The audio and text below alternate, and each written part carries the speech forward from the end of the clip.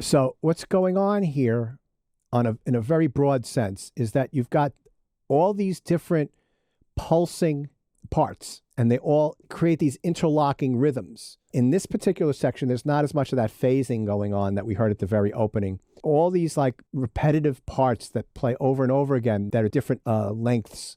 They start in different parts of the bar. They all interlocked together to create a really interesting sound. And so I use that in this particular piece. But let me play the first 2 minutes.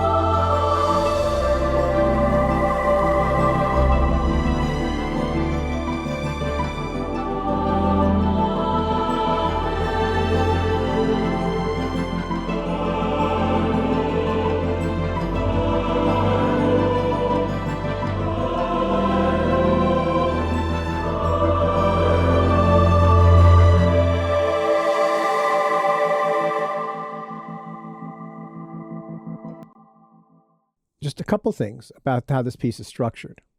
It starts off simply and it grows.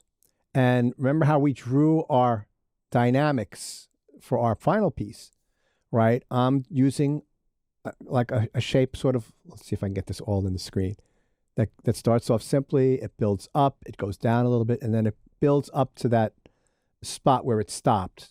It relaxes a little bit, and then it starts again and gets bigger and bigger, right? So it's really, I'm trying to have something that grows as the piece goes on and gets bigger and bigger, but it can't be like this steady build. That's not interesting to me.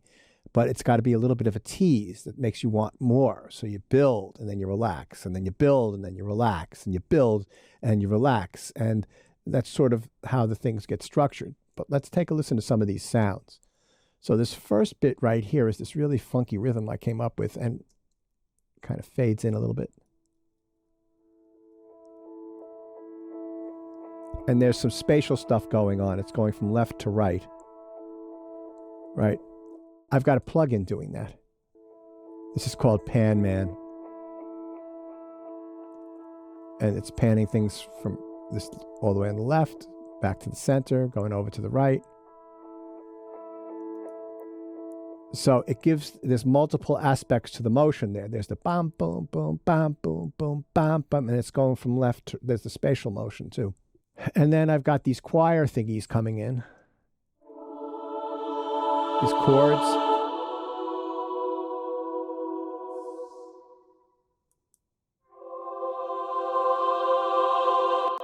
How do you get all these plugins? Okay, yeah, credit card. You know, actually, Joshua, I'm a Pago. You know, and let me talk about this really seriously. I've been doing this inside of a computer since 1992. I got my first computer and I started sequencing. I started buying sample libraries towards the end of the 1990s. And I started building up a huge inventory of sounds, right? So I've been buying sounds for over 25 years, buying sample libraries. Some of them are obsolete. I don't use them anymore, but I still use stuff I bought in 2000. There's like a beautiful a glockenspiel and celeste from a library I bought in 2000 I can still use today. And what I did was, whenever I would get a job that paid money, I would use part of the proceeds to upgrade my sound libraries. So if I got a film and it paid me $10,000, I would take maybe $500 or $600 or $700 or $800, and I'd buy some libraries that would help me make the music for the film. I've made a good living doing this, so I can afford this stuff. Don't worry, you can make, look, that piece I did last week, we talked about, was made with sounds we captured. I wish I had known how to do that 25 years ago, was to create my own sounds and use them as part of my composition, because you can make your own sounds that are interesting and unique, and you can create content with them. And that's what's better about today, is that you can do all that basically for free. Decent sample. You all own a laptop. You can get a free version of Pro Tools, and you can get decent sampler. You own the laptop, and you haven't spent any money on your software. You can use your phones, right? And you can make compelling content your own songs. You want to make a choir sound, get a bunch of your friends to sing a bunch of notes that are interesting and capture them and create an instrument with them. Yeah. Okay. So like this choir here these are all sampled instruments that I programmed to make all these syllables and stuff.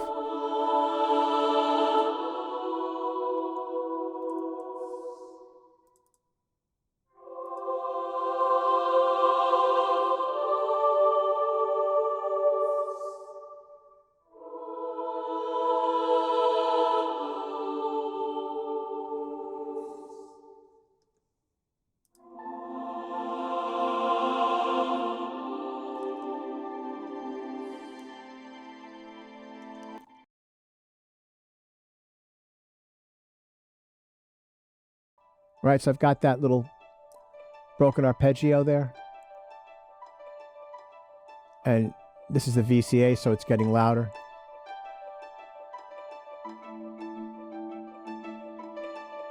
Third instrument comes in. Fourth. Fifth.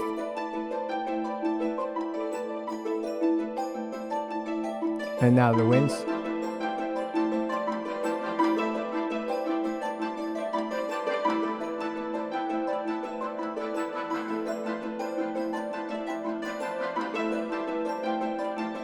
So it's really a cool pulse. So we've heard this track here. Let's go to this top track and solo that.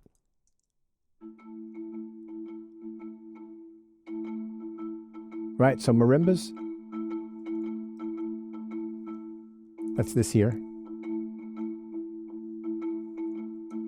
And then there's this harp.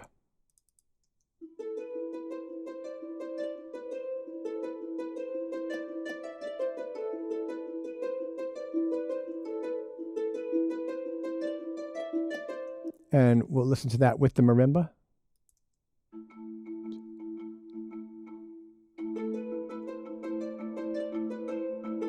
So the harp is on the offbeats.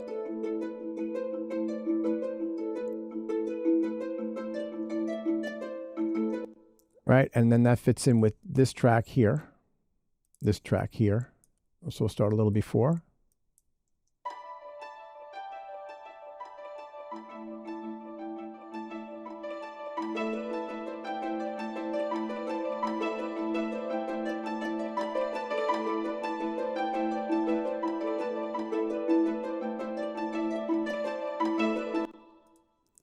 And then we've got these xylophones here.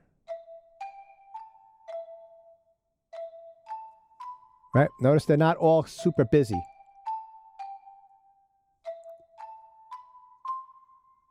And the marimbas are panned to the right. You can see that the waveform is thicker on the bottom. And the xylophones are panned to the left. The one on the top is the left track. And that's louder on the left. So we can listen to these two tracks together and see how they fit in.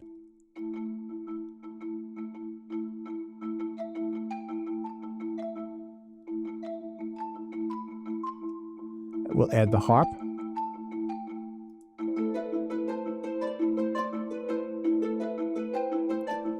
So the xylophone is doing something complementary to the harp. And then there are these glockenspiel.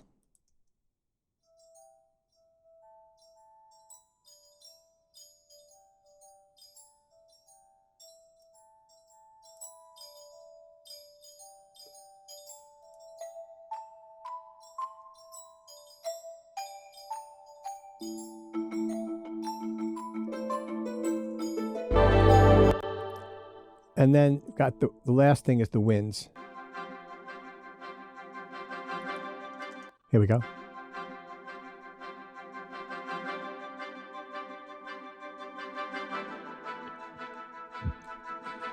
We'll listen to the...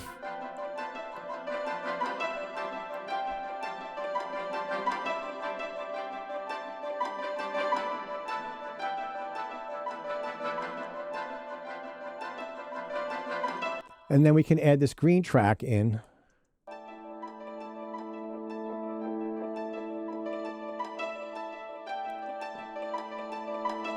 So that comes in and out and in and out.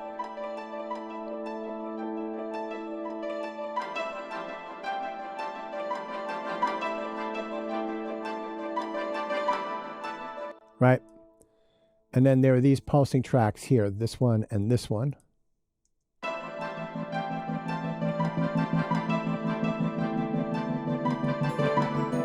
And so all that together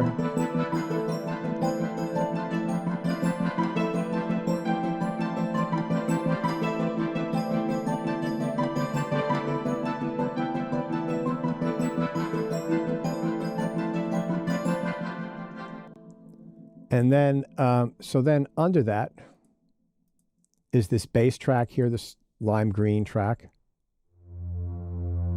Right, so that's just an orchestral bass section.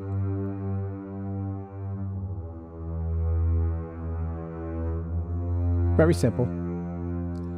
All the busy stuff is happening up in those percussive instruments, right? And then here's a really cool technique, which I'm not sure you're going to be able to hear on Zoom, but yeah, it's so low. This right here is a sine wave, an octave lower than this bass, and it's just mixed in just a little bit enough to give it a lot of fullness. This is a trick that a lot of Hollywood composers use. Is they mix a really quiet octave below the bass sine wave in to really fill out the subwoofers in the theaters, right? All right, and then we've got some strings happening here. These tracks here. Oh, with the bass. Okay, so let's listen to this.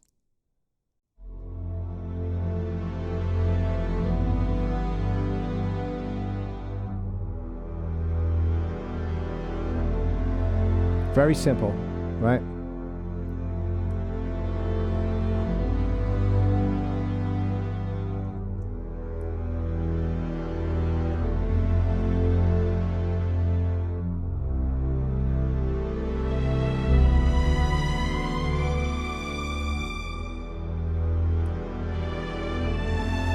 This is the legato strings right here.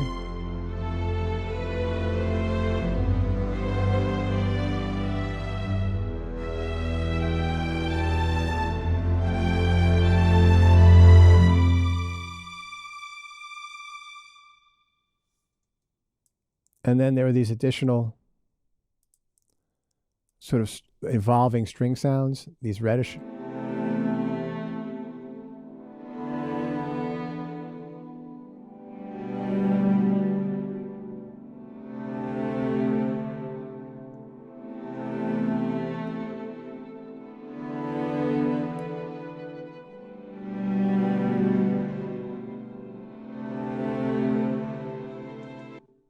If we listen to this, it's sort of like a quivering sound.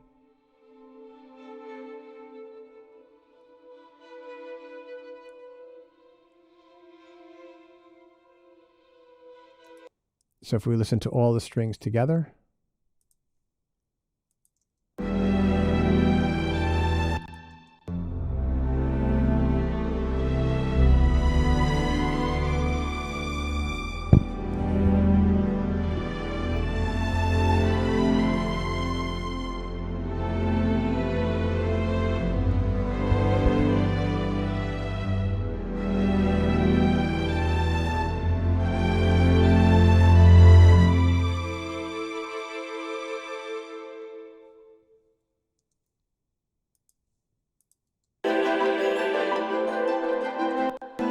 So now we're in this other section here.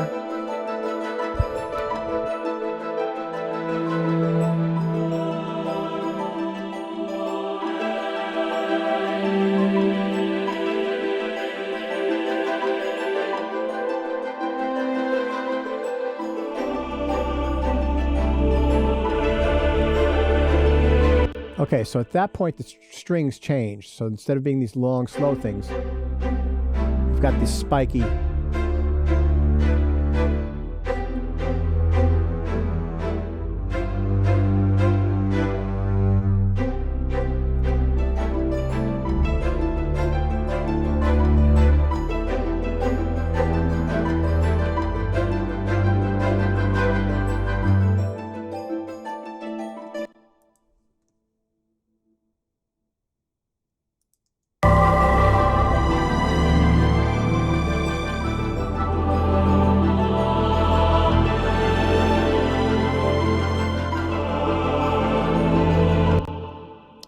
All right. So one other thing I want to show you here, and I'll demonstrate how to do this next week, is that we've gone over how to use memory locations, right?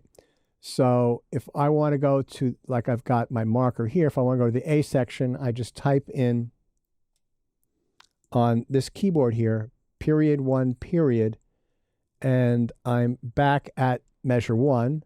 If I want to go to the B section here, I would do period 2, period, and it goes there, right? And that's how you navigate around. But there are other ways that you can use memory locations. So if you want to render or bounce to disk, you can set up a memory location that highlights a certain area. So if I click there, right, on bounce selection, that's what that says, and I scroll down, you see how this is highlighted? So that's how long the bounce will be. Now, the other thing you can do, and I'll show you how to do this next week in Pro Tools, is you can change what you see on the screen, right? Logic has this feature too, screen sets, I think it's called. It's been in Logic for a long time. So if I zoom in here so you can see what this says, right? These are the different sections: the age ensemble, the pulse synths, choirs, strings, and evolving strings. VCA masters, submasters, and master fader. So if I want to see just these purple tracks here, it says 8. So it's period 8, period, and look at that, right? That's the only tracks that are on here, right? Everything else is gone. If I wanted to see my strings, it would period dot 11, period, and it's my strings, and they're all open to full screen, so that it makes it easy to deal with some of this stuff. If I wanted to just see my VCA masters, I would do this, and that's just the VCA masters. And if I wanted to see my submasters and master fader, that's these here. And to get back to all, it's period 90, period. It makes it really cool to navigate around. All right, so unusual form,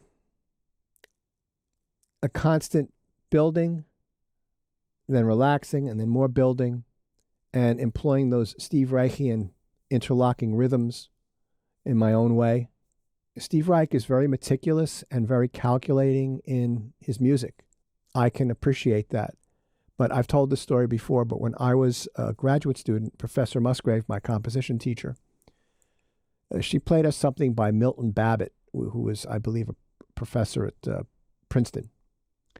And everything in the piece had some sort of relation to the number 12 because of 12-tone music, rhythms, metric modulations, the length of notes, tone rows, everything.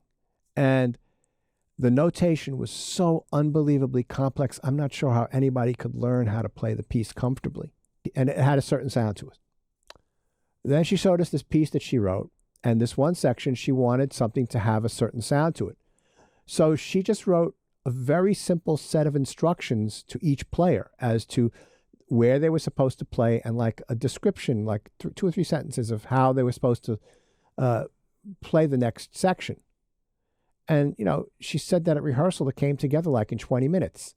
And you listen to the recording, and it sounded just as complex as the planned out Milton Babbitt, right? So when I'm creating rhythms like that, I'm playing stuff on the keyboard and playing things against it to try to get a feel for how things are going to sound. I don't sit there and calculate how things are going to go. If you want to do that, more power to you. That's just not my working method. I'm more in like how things make me feel as I'm working on them.